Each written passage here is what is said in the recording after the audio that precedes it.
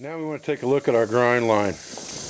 What I'm looking at when I look at this thing is, I'm looking to see if my bit is straight. If I've got a straight line there, if I've got curvature to it, and that looks pretty good. Then I'm looking at the evenness of the grind here. And to me, this needs to come up a little bit higher on that side to match that. And this needs to come up a little bit higher to match that. So where I'm at is, this side needs a little more work higher up, and then I should be good.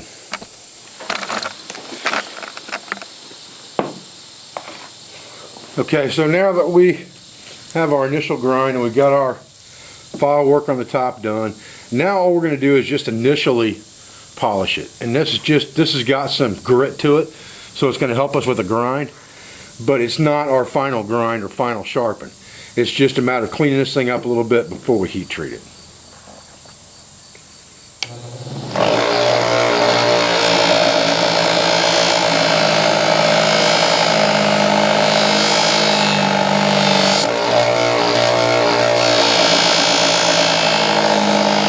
Always go underneath that grinder.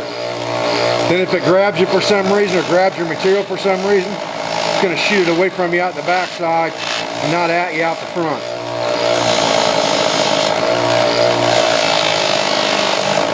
So give you some idea of what your fireworks going to look like in the end too. You get the final buff.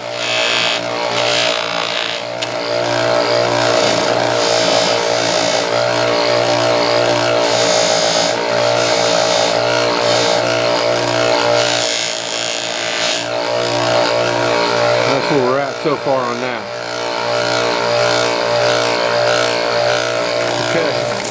Now we're getting ready to heat treat this axe, which means we're going to fire up the furnace again and put it in there and get it to non-magnetic.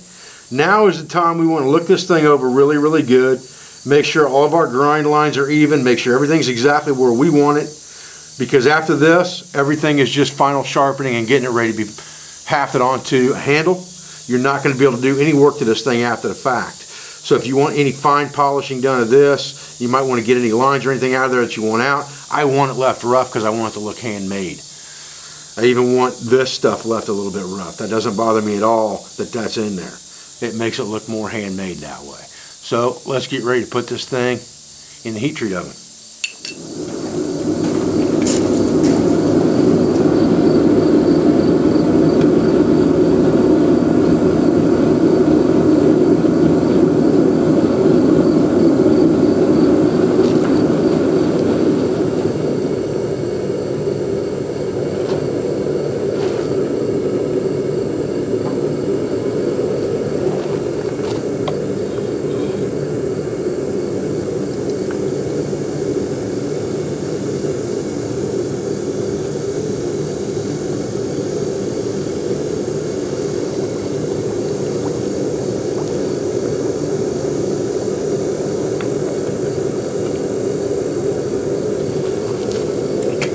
Alright, so here's our axe head.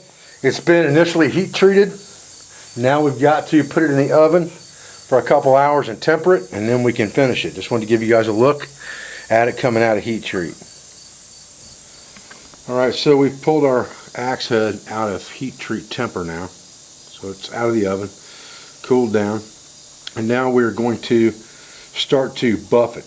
We've got two different buffing wheels on this 6-inch buffer. And one of them is a finer grit on this side, and one of them is a more coarse grit on this side.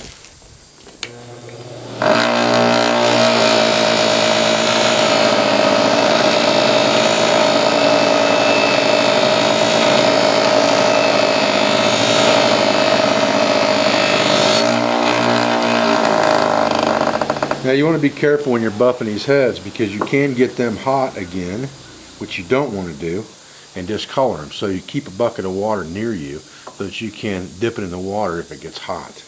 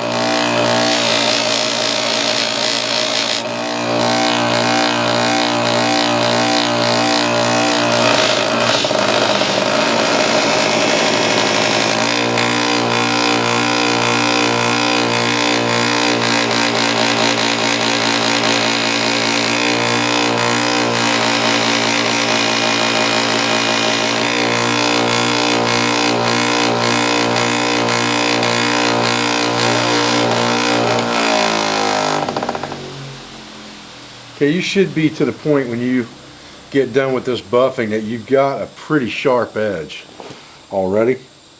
That thing ought to cut nail across the length of the blade. If it's not doing that, then you're not doing something right, because when you put a stone on this thing, it should be nothing but a final hone. Everything else on this dude should be razor sharp. Everything should be nice and cleaned up and ready to go. Now this kit comes with a handle that's pre-cut, and I've done just a little bit of work to it to get it sized up exactly the way I want it, so that it fits in there fairly snug. And then I'm just going to set it down here on the bench and drive it home.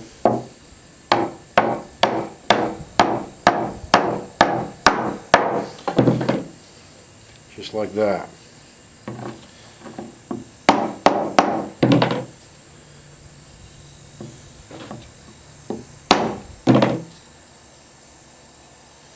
Pretty good. Come in here with a sharp knife and trim off any excess we've got right there. And that thing is in pretty good shape. Now we'll just come in here with a good sharp knife and trim off anything excess around the outside. That's a good fit up. No need to even put a wedge in that right now. We'll just let that handle swell up in oil, and we shouldn't have to put a wedge in it. And if we do later, that's fine, but I don't think we're going to have to. The other axes I have, like this belt axe, don't have a wedge in them at all. The handle fit up is so good in them, you don't have to worry about it. Turned out pretty good. Now we just need to sharpen it up. Alright, so we have oiled up our axe here. It's looking pretty good. Now we're just going to come in here with a fine grit puck. Touch up our final edge.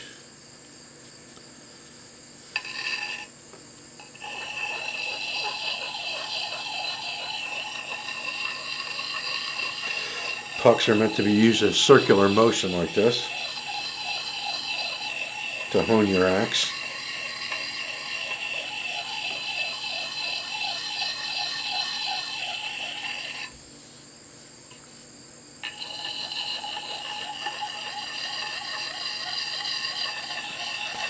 This should get us to a razor sharp edge pretty fast.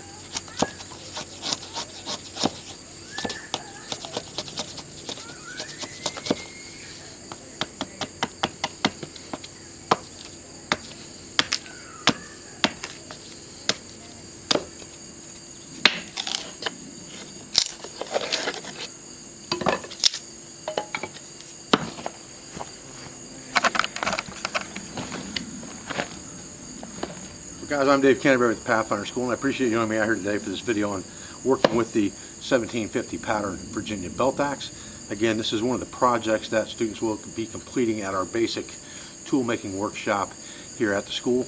For information on that, you can check our website at www.selfrelianceoutfitters.com. Until then, I appreciate your views. I appreciate your support. I thank you for everything you do for our school, for our family, and for our business, for all of our sponsors, instructors, affiliates, and friends, and I'll be back with another video as soon as I can. Thanks, guys.